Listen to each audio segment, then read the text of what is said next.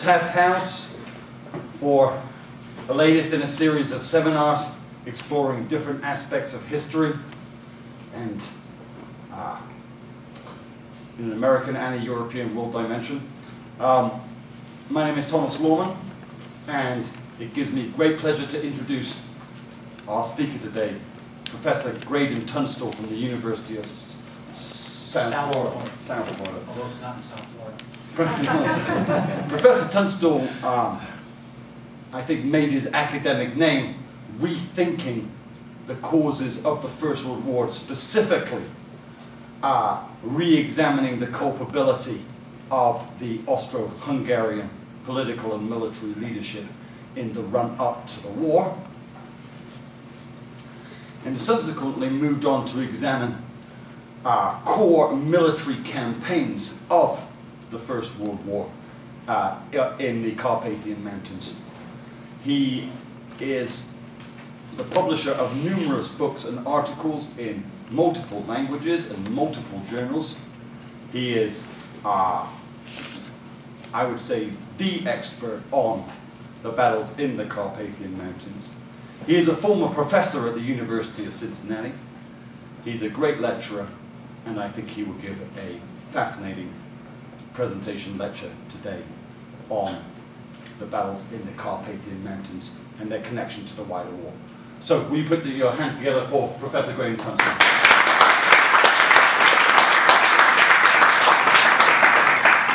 That guy sounds fabulous. Who was he? First, I want to thank the Taft House organization for allowing me to lecture here, and I appreciate Willard Sunderland's assistance, and Tom Mormon invited me here. I certainly owe him a debt. He's been a great host, and it's been a real pleasure. I just lectured in one of his classes, and a few of the people did stay awake. I was very amazed. I'm very pleased that Henry Winkler and his wife are here because when I was a graduate student, great fond memories, he was on my PhD board. You know, I always have tears in my eyes. He's a true mensch, and he was the example that I have followed as a graduate student and as a professor, to respect graduate students, to think of the students, and to really know what you're writing about and don't just blow smoke. So he is one of my true mentors, and I appreciate him being here today. Being here. And I'm a late bloomer, but at least I'm blooming somewhat. Tom Sackmeister was one of the nicest people when I was here. My son here, who just got out of jail, Tom would invite us over to dinner, and he's been a true friend for many, many years. I even have a graduate student, Ted Kendall here, who lives in Cincinnati. He's been teaching at a junior college. Look at him for adjunct courses. He did an excellent seminar paper on Ireland, etc. In fact, Ted stand up being a Cincinnati native. He was one of our best graduate students this year. Now to more serious things. Everyone should be aware of the fact that the First World War is still affecting us.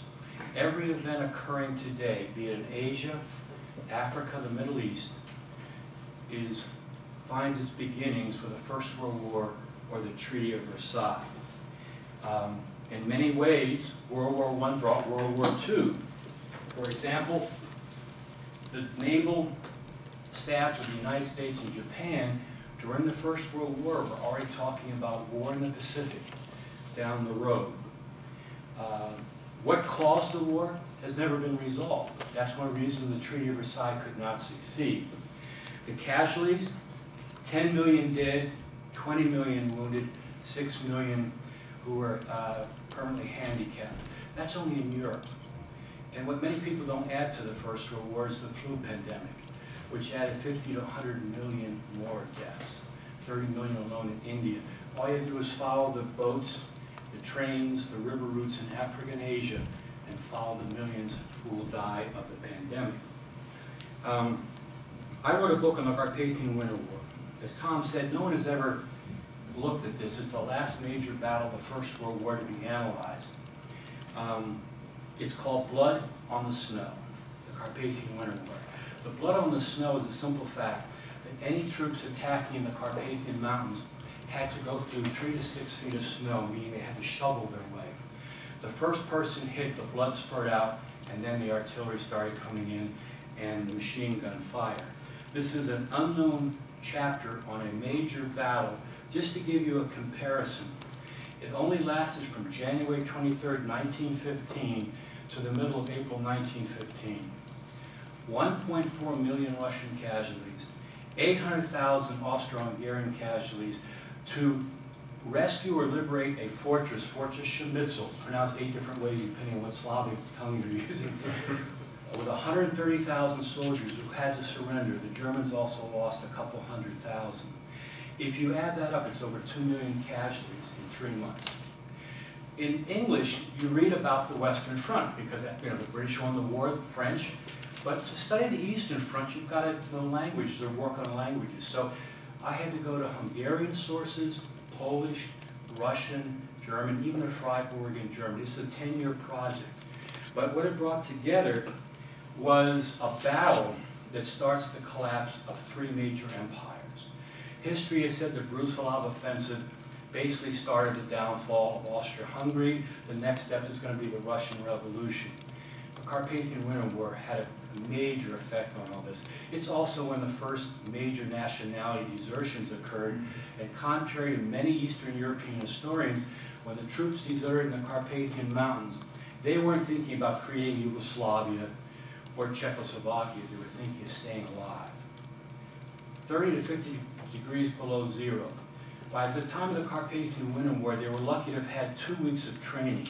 Never fired a rifle, come into the mountains, there is no food. What they get is frozen. The officers are dead, the NCOs are dead, and they're supposed to be fighting the other side. What you basically have in this battle is 2 peasant empires, Austria-Hungary and Russia, starting out as if in a boxing match, and it turns into just a free-for-all. Each one trying to make sure the other one is the first one to collapse. And then, of course, they do collapse. In fact, the German Empire and Austria-Hungary do. So one of the reasons you don't read much on the Eastern Front is because of the language problem. Now, the Carpathian Winter War is described by European military historians as the Stalingrad of the First World War. It was fought in unbelievable conditions. It's the first example of total war and mountain warfare in the history of mankind. It's also one of the most brutal battles in history. And again, I want to emphasize, it produced more casualties than the blood pump battles of Verdun and Somme. In fact, if you look at the long-range losses, the losses were almost the same as both battles combined. What were the conditions? Blizzards almost the entire time in the mountains. And by the way, the Carpathian Mountains extend from today's Ukraine and Poland down, all the way down to Romania, second only to the Alps. The Transylvanian Alps, what they call, are the highest parts of the mountains. There are only 5 passes and only 4 railroads leading to this front. And the railroads had low capacity, so the troops couldn't get there in time, the snow stopped the trains, it's just an absolute horror show. You had snow, wind, and fog. The soldiers couldn't use their hands to remove the ice from their eyes. They didn't dare sleep at night because they would suffer from the Weisse Tod, the White Death. If you were wounded and could not walk yourself, you would not live. You would fall in the snow would cover you, and you'd be one of the million casualties. You wouldn't survive. They had to bring you down in carts down the mountainside. And you probably wouldn't survive. If you didn't freeze to death, you died from bleeding to death from the jolts of the carts coming out of the mountains. But one of the horrors of this was you went from 30 to 40 degrees weather with winds, Arctic winds and blizzards, overnight to what's called Tauwetter in German, or it all melted. And then these soldiers had to walk through mud. Supply columns had to go, horses pulling them. There was one serpentine that went for about 4 miles. And in 3 days, they counted 7,000 horse carcasses. When the horses died of overexhaustion or starvation, there was no food for the horses. And how are you going to move anything? They just threw the bodies into the roads. Because when the armies were mobilized, they were given neither saws nor axes. So one of the worst things was that the soldiers also went to these mountains in summer uniforms. Remember, if you know World War I, there's the short war illusion. No one thought the war would last till wintertime. So I have innumerable regiments, 4,600 men, who will, and this is the Russian side too, besides Austro-Hungary, come